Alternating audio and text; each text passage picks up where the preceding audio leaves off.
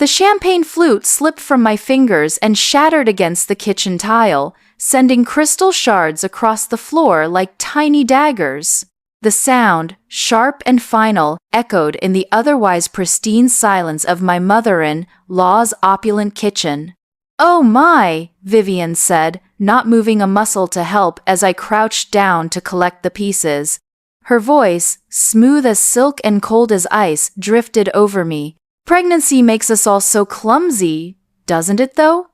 I suppose there's plenty of time to admit things before the baby comes." Her gaze, usually so composed, held a hint of malicious triumph, a subtle glint that sent a shiver down my spine, even in the warmth of the sun-drenched room.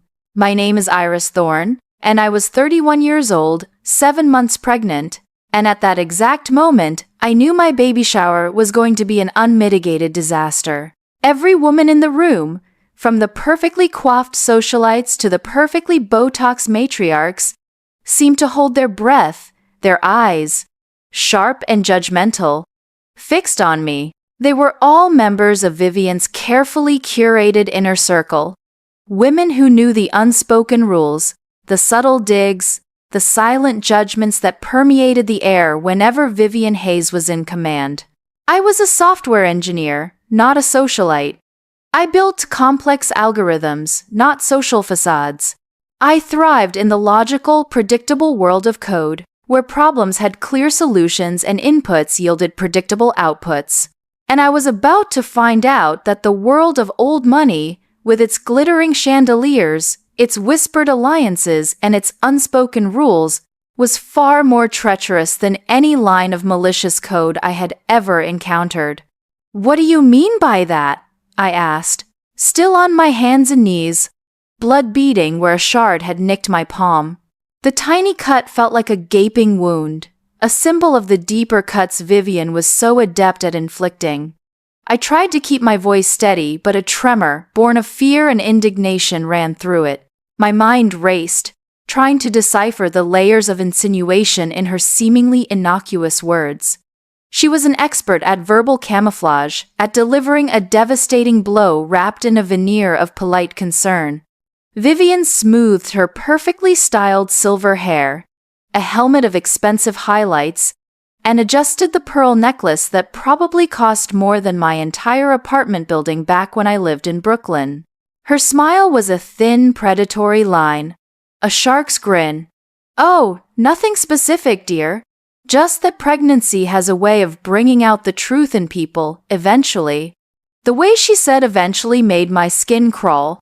It wasn't a question.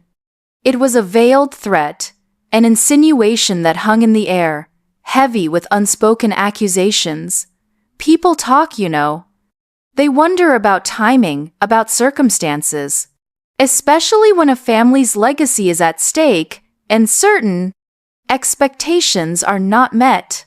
Before I could respond, my best friend, Solstice Chen, burst through the kitchen door, carrying an armload of pink and gold balloons, her usually cheerful face a mask of confusion. Solstice was a force of nature, a brilliant data analyst I'd met in college, whose loyalty was as fierce as her intellect.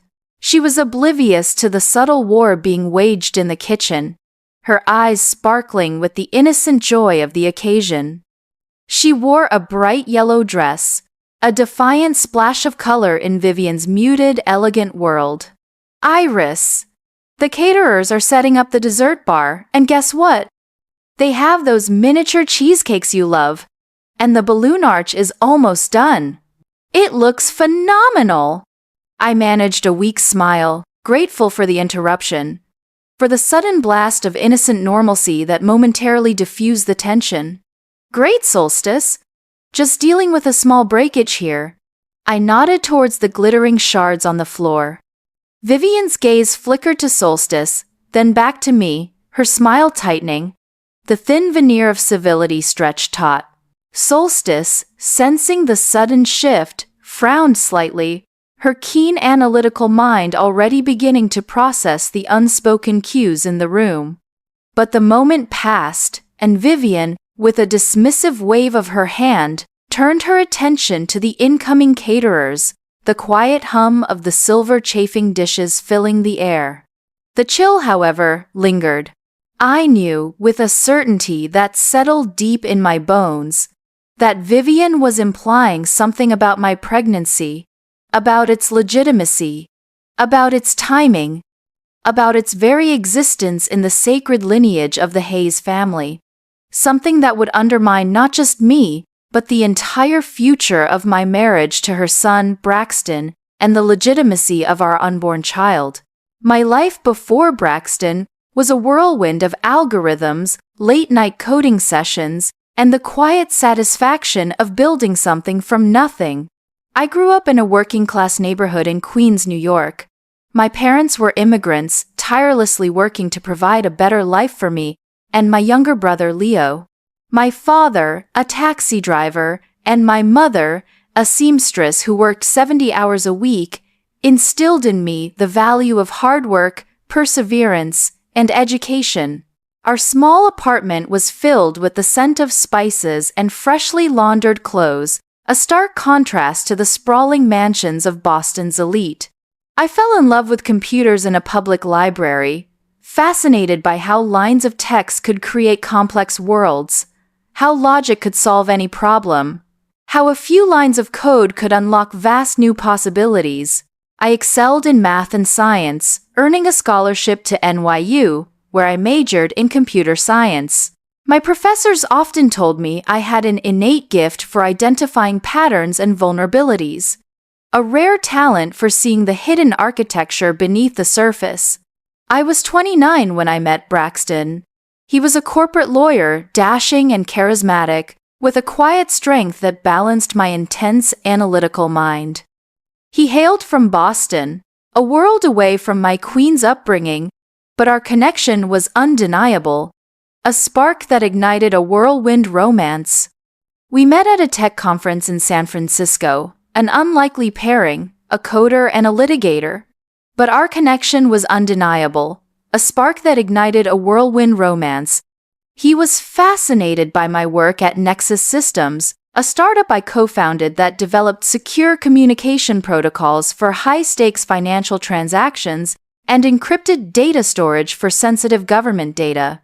I was drawn to his wit, his genuine kindness, and the way he looked at me, not as a brilliant engineer, but simply as Iris. He saw beyond my intellect, to the quiet humor and resilience I rarely showed to the outside world. Our relationship progressed quickly, a blur of romantic dinners in exclusive restaurants, weekend getaways to charming coastal towns, and deep conversations that stretched late into the night, exploring everything from global politics to the existential mysteries of the universe. Braxton was the first man who truly saw me, who celebrated my intellect as much as he cherished my heart. He spoke of a future with me, a future filled with shared dreams, a comfortable life, and a family. A future that, I now realized, was built on a foundation of sand, constantly threatened by the unforgiving tides of his mother's disapproval. Vivian Hayes was the undisputed matriarch of the Hayes family, a name synonymous with old money, impeccable philanthropy, and unshakable influence in Boston society. Her family had made their fortune in shipping and textiles generations ago, a legacy she guarded with the ferocity of a dragon protecting its hoard of gold and reputation. She was a woman of impeccable taste, chilling elegance, and a rigid adherence to tradition and perceived social standing. Every line on her face, every perfectly chosen accessory, bespoke a life of effortless privilege and absolute control. From the moment Braxton introduced us, I felt her disdain, a cold, sharp assessment that deemed me, a self-made tech professional from a humble background, utterly unsuitable for her precious son, the sole heir to the Hayes legacy. She saw my ambition as aggressive, my independence as insolence, my working-class roots as a stain on their pristine lineage. She saw me as an outsider, a threat to their carefully constructed world, a wrench in her meticulously laid plans for Braxton's future. Our wedding, a grand affair in a historic Boston estate that dated back to the Revolutionary War, had been a constant battleground. Vivian had subtly, then overtly, tried to dictate every detail from the guest list. We simply must invite the Tremonts. Dear, they're practically family, to my gown. Are you sure that simple design truly reflects the grandeur of the Hayes name? I pushed back, gently but firmly, asserting my wishes, trying to build a bridge, to find a compromise. I wanted our day to reflect us, not just her societal expectations. Braxton, torn between his deep love for me and his lifelong deference to his formidable mother, often played the role of mediator, though more often than not, he simply enabled Vivian's subtle manipulations, pleading with me to just let it go, for peace. His attempts to smooth things over often felt like excuses for his mother's appalling behavior. A wound that festered, unaddressed. A silent testament to the fragile state of our marital foundation. The wedding was beautiful, but the undercurrent of tension was undeniable.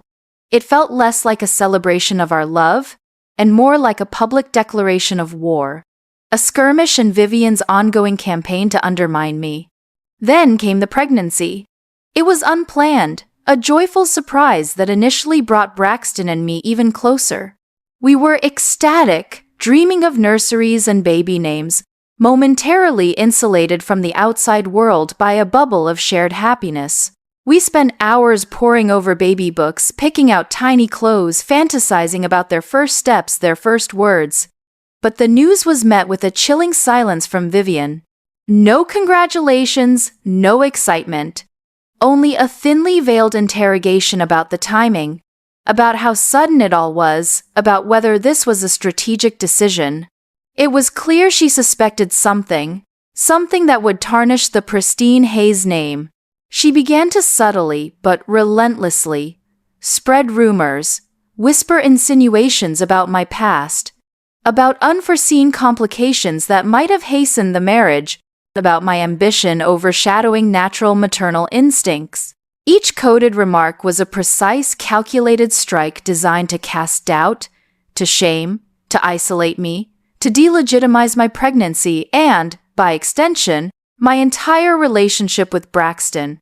She even hinted to mutual acquaintances that I might be using Braxton for his family's wealth, that the baby was a calculated move to secure my place in the Hayes dynasty. My pregnancy had been tough. First trimester morning sickness had been relentless, turning every scent, every taste into a nauseating ordeal. Then came the exhaustion, the aches, the emotional roller coaster that left me feeling fragile and vulnerable.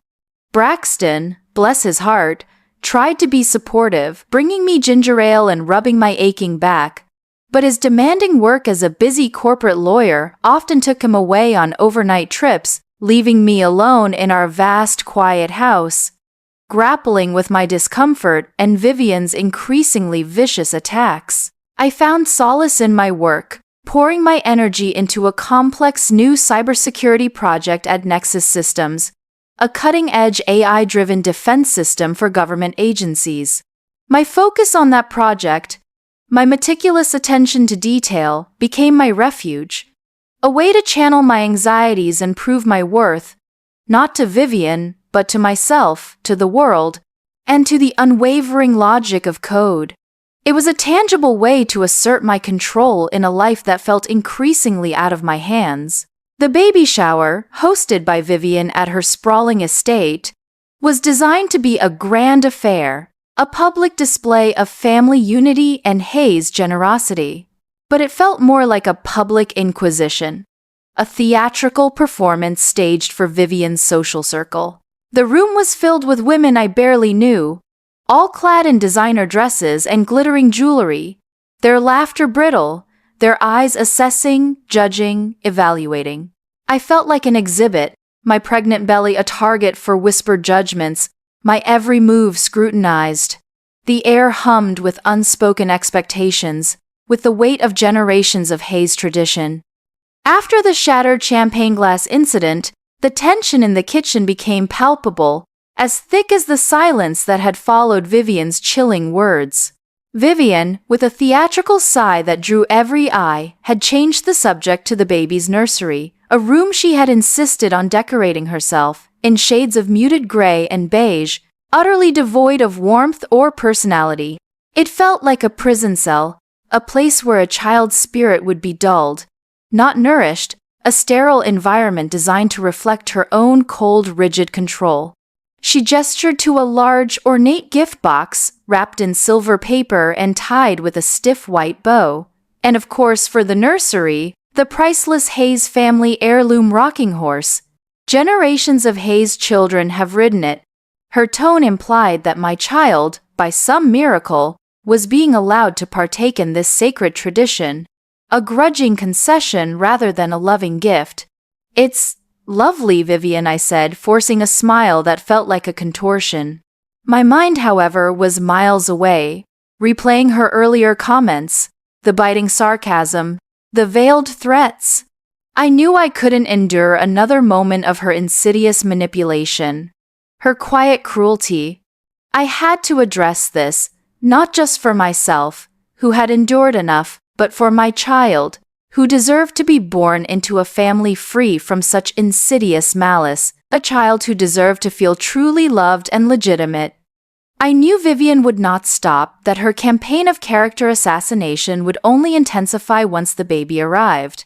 She would find new ways to chip away at my self-worth, new avenues to spread her poison. I had to fight back, and I had to do it now, definitively, publicly, where her entire social facade could be shattered. A plan, cold and precise as one of my algorithms, began to form in my mind.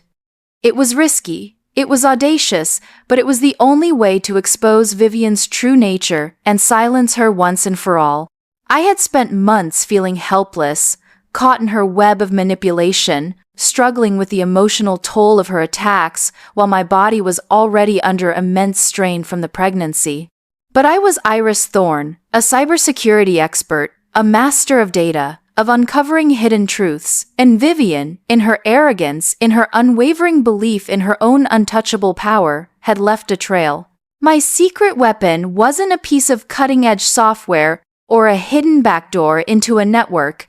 It was a file, a very old, very sensitive file, that I had stumbled upon quite by accident months ago while helping Braxton digitize some of his family's aging legal documents for a complex trust fund review. He had a vast collection of dusty old papers, boxes filled with decades of Hayes family history, some dating back to the turn of the century. It was an old legal affidavit buried deep within a stack of brittle papers marked Miscellaneous Hayes Estate, 1993. At first, I dismissed it as irrelevant probate documents, tedious and dry. But then a specific name, a specific date, caught my eye, triggering that familiar flicker of professional curiosity. It contained information that Vivian had meticulously, ruthlessly kept hidden for decades. Information that, if revealed, would utterly destroy her carefully constructed image, exposing her not as the elegant matriarch she so desperately pretended to be, but as a deceitful, manipulative schemer who had built her current standing on a foundation of lies, theft, and profound betrayal. This document was the key to her past, a past she had painstakingly erased from public record. I had meticulously copied and digitized the file, running it through several forensic analysis programs to verify its authenticity, then encrypting it with a triple-layered security protocol, the kind of encryption I usually reserved for top-secret government data. Then, I had stored it on an encrypted drive in a secure, undisclosed location. A digital dead man's switch. My instincts, the same instincts that led me to discover vulnerabilities in multi-billion-dollar systems, told me this document was a contingency, a desperate, last-resort defense. I had hoped I would never have to use it, that Vivian's cruelty would eventually relent, or that Braxton would finally stand up to her. But now, as Vivian's poisonous words echoed in the lavish kitchen, and her eyes continued to bore into me with thinly veiled contempt, I knew the time had come. The baby deserved a grandmother who was truly kind, not one who built empires on deceit. And I deserved peace. The baby shower continued, a blur of polite conversation and forced smiles. I moved through the room like a ghost, shaking hands, accepting gifts, all the while my mind racing, constructing the perfect sequence of events, planning the precise moment to deliver the coup de grâce. I needed a public forum, a moment where all eyes would be on me, where Vivian would be at her most confident and vulnerable, basking in the illusion of her own impeccable reputation. The moment came during the gift-opening ceremony. Vivian, beaming, sat beside me, ostentatiously reading out the names of prominent guests and their extravagant gifts: a diamond-studded pacifier from the DuPonts, a hand-stitched silk crib canopy from the Vanderbilts, each item a silent testament to her social influence. She loved the spotlight, reveled in being the center of attention, the gracious hostess, the benevolent matriarch. This was her stage, and I was about to usurp it, to tear down the elaborate scenery she had constructed. And now, for the grand finale, Vivian announced, her voice dripping with artificial sweetness, yet laced with an undeniable undercurrent of self-satisfaction, the family's traditional baby gift. A truly priceless heirloom. She gestured to a small, exquisitely wrapped box, placed prominently on the gift table, near the towering, multi-tiered cake adorned with sugar-spun angels and tiny golden booties. It was a family tradition for the patriarch, or in this case, the matriarch, to present a piece of antique jewelry to the newest member of the Hayes lineage. This was her ultimate symbol of acceptance, or, in my case, a public spectacle of grudging acknowledgement, a final, gilded chain she hoped to shackle me with. I smiled, a slow, deliberate smile that didn't reach my eyes, a silent promise of the storm to come. Thank you, Vivian. It's truly thoughtful. But before we open that, there's something else I'd like to share. A gift, if you will, for everyone here.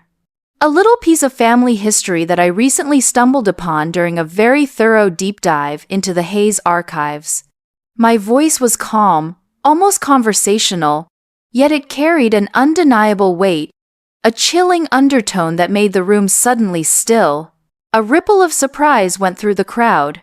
Vivian's smile faltered, replaced by a flicker of confusion, then a sudden, sharp stab of alarm. Her eyes, usually so composed, darted to me, a desperate flicker of suspicion crossing her face. Iris, darling, what are you talking about? This is a baby shower, not a history lesson. Her voice was sharp, a barely concealed warning, a desperate attempt to regain control. Oh, but it is, Vivian, I said, my voice gaining strength, resonating with a quiet authority that silenced the room, every whisper dying in the opulent air, because this history sheds light on exactly what kind of legacy this baby is truly inheriting. And it pertains directly to your beautiful family home, this very estate we stand in, which has always been the pride of the Hayes lineage. I reached into my small clutch bag, pulling out a sleek, thin tablet. It was not a presentation tablet. It was a secure device connected to a private cloud server that I controlled entirely. I had preloaded the digitized affidavit onto it, along with a secure anonymous link that would simultaneously email the document to every single guest on the event's digital invitation list I had subtly, unknowingly, been given access to by Braxton for baby shower updates. The room was utterly silent, every eye fixed on me, on the small device in my hand. Braxton, who had been chatting with a cousin across the room, now stood frozen, his eyes wide with confusion and a dawning apprehension, a silent plea for me to explain myself. You see, I continued, projecting my voice so every ear in the spacious, chandelier-lit living room could hear. When I married into this family, I made it my business to understand its foundations, its true roots. And sometimes, when you dig deep enough, You find things that were meant to stay buried. Secrets, crimes, things that have profoundly impacted countless lives. I activated the tablet, and a single, crystal-clear document appeared on the large, wall-mounted screen that had previously been displaying photos of smiling babies and pictures of the tastefully decorated nursery. It was the digitized image of the old, yellowed legal affidavit, its archaic font stark against the luminous screen. The date at the top, the 12th of September, 1993, was highlighted in stark, undeniable red. The title, in bold, damning letters, read, Affidavit of Fraudulent Conveyance and Concealment of Assets, Re High's Estate Division. A collective gasp swept through the room, quickly followed by a cacophony of shocked whispers. Vivian's face went utterly ashen, her carefully constructed composure disintegrating before my very eyes. Her mouth opened, but no sound came out. She looked like a cornered animal, stripped bare, exposed, her eyes darting around the room as if seeking an escape that wasn't there.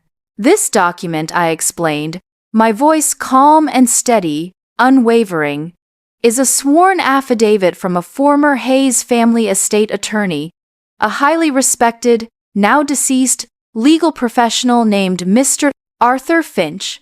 It details, in excruciating detail, how, in 1993, following the untimely death of Vivian's older brother, Mr.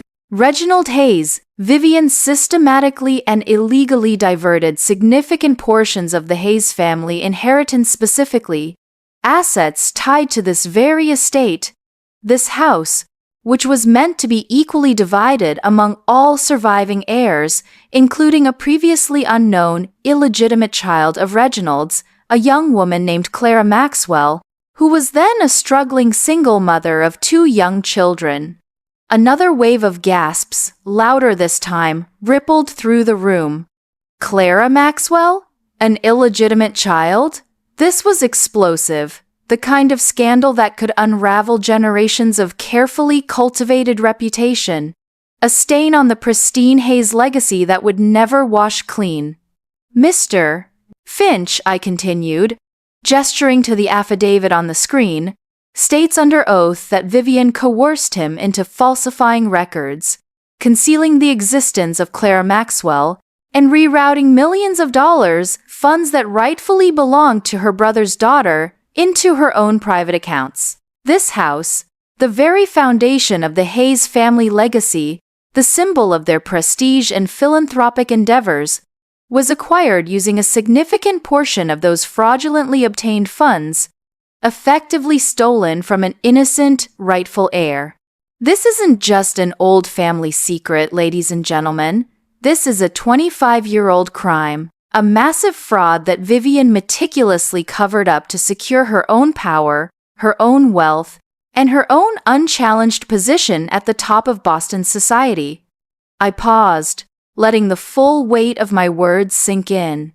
The room was in an uproar, a cacophony of shocked whispers, exclamations of disbelief, and outright accusations. Women gasped, their hands flying to their mouths. Some pointed at Vivian, their faces twisted with disgust. Their previously admiring expressions now contorted into masks of horror and judgment. The illusion of the perfect Hayes family, the untouchable matriarch, was shattering, piece by agonizing piece, before their very eyes. The silence that had once been so oppressive was now filled with the chaotic hum of a reputation imploding. Vivian, finally finding her voice, shrieked, a high-pitched, desperate sound that cut through the noise. "This is a lie! A malicious fabrication! Braxton, do something! This woman is insane! She's trying to ruin us! She's making it all up!"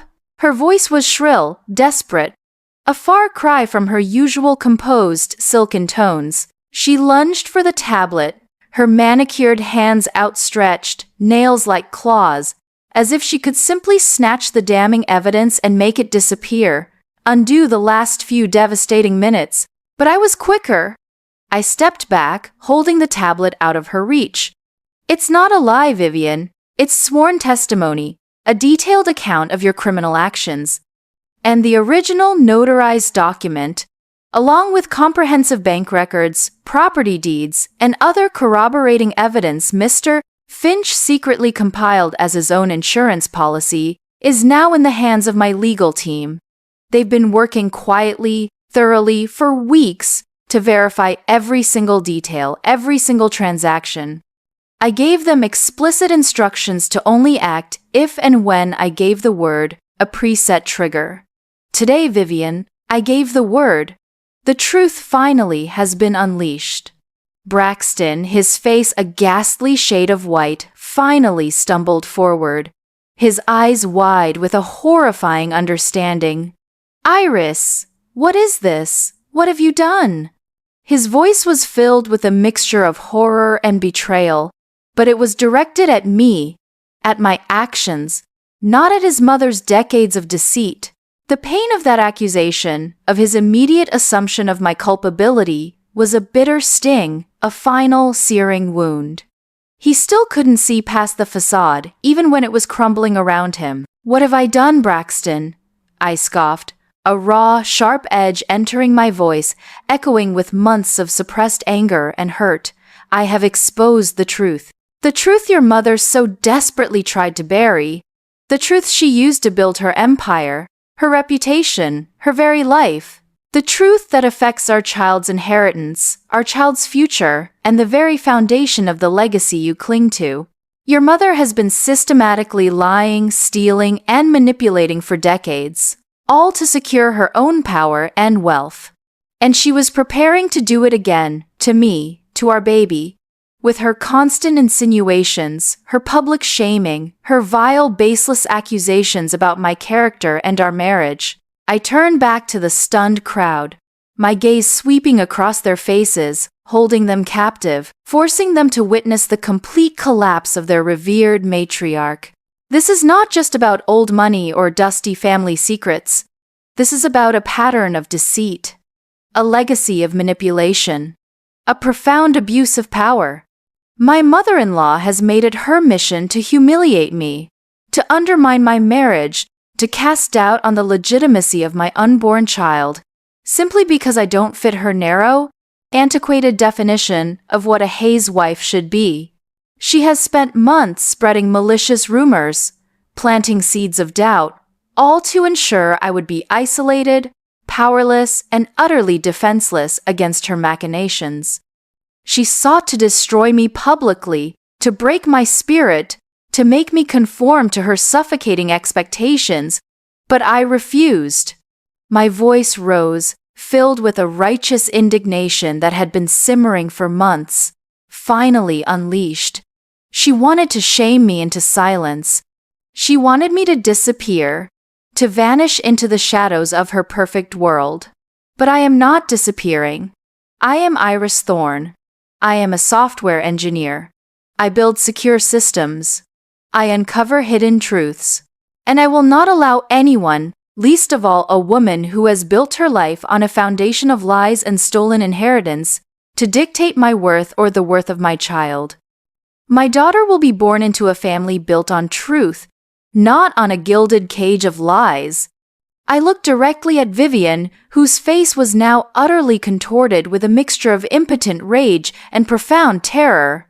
Her eyes, once so sharp and calculating, were now wide, filled with a desperate, animalistic fear. You wanted to show everyone the truth today, Vivian?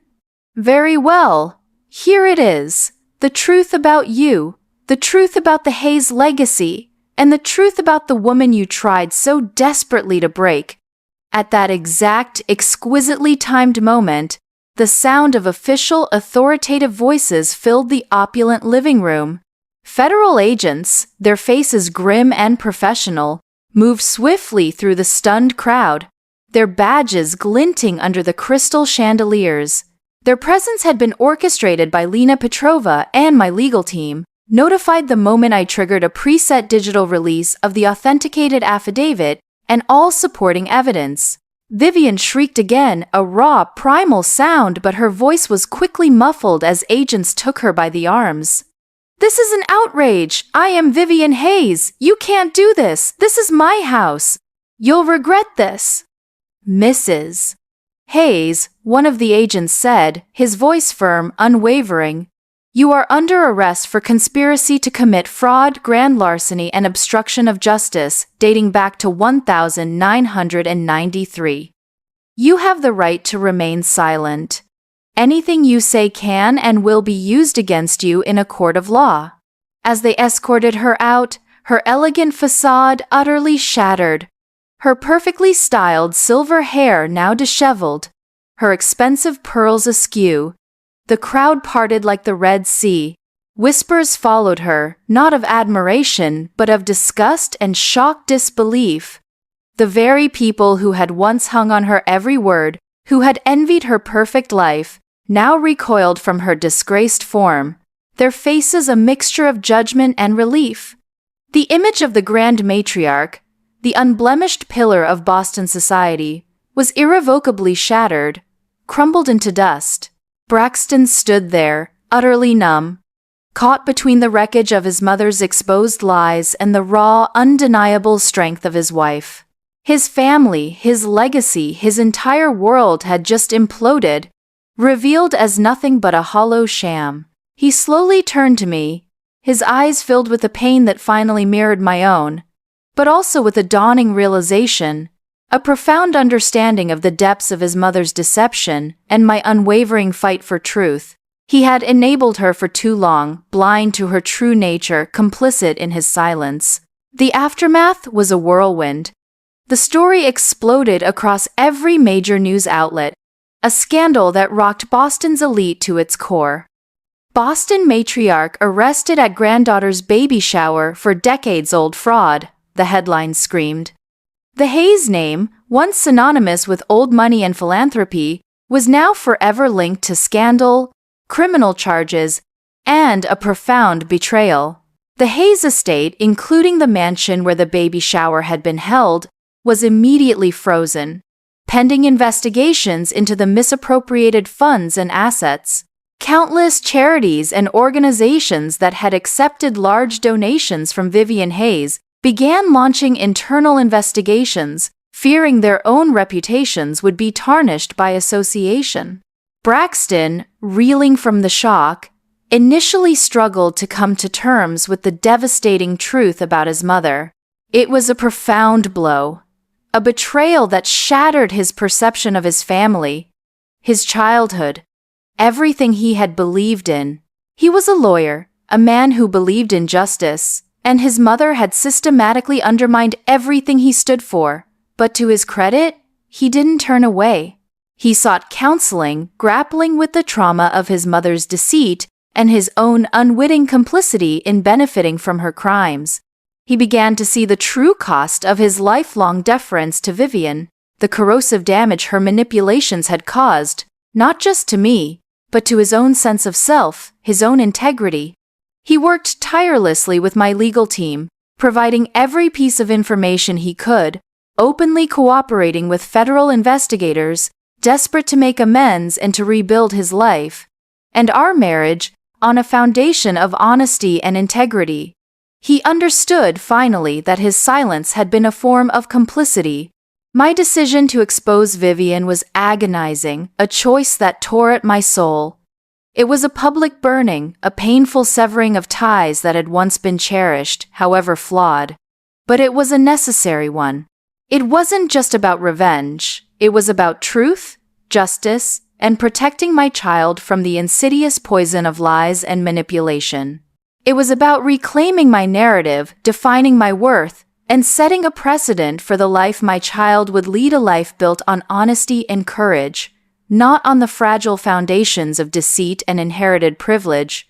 I realized that my own peace, my own freedom, depended on it.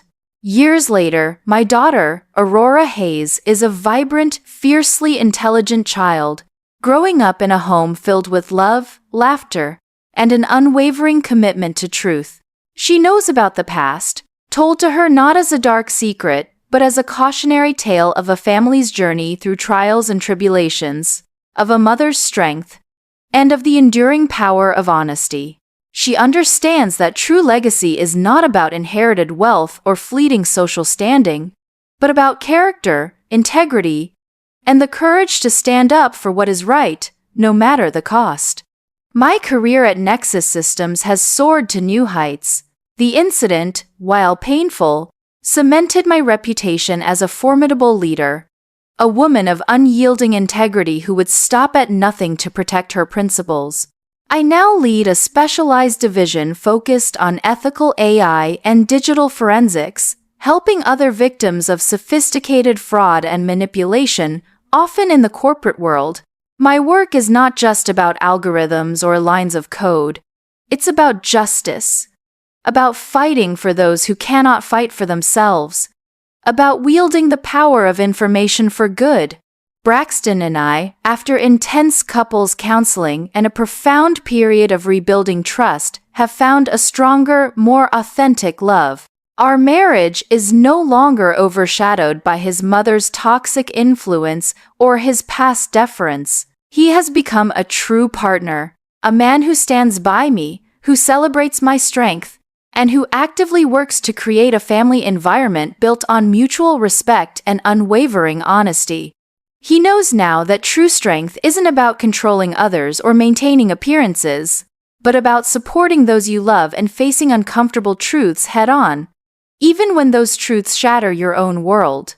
My story isn't just about exposing a deceitful mother-in-law or protecting a future inheritance. It's about the profound act of self-preservation, about reclaiming your voice, your worth, and your identity in the face of profound personal and systemic challenges.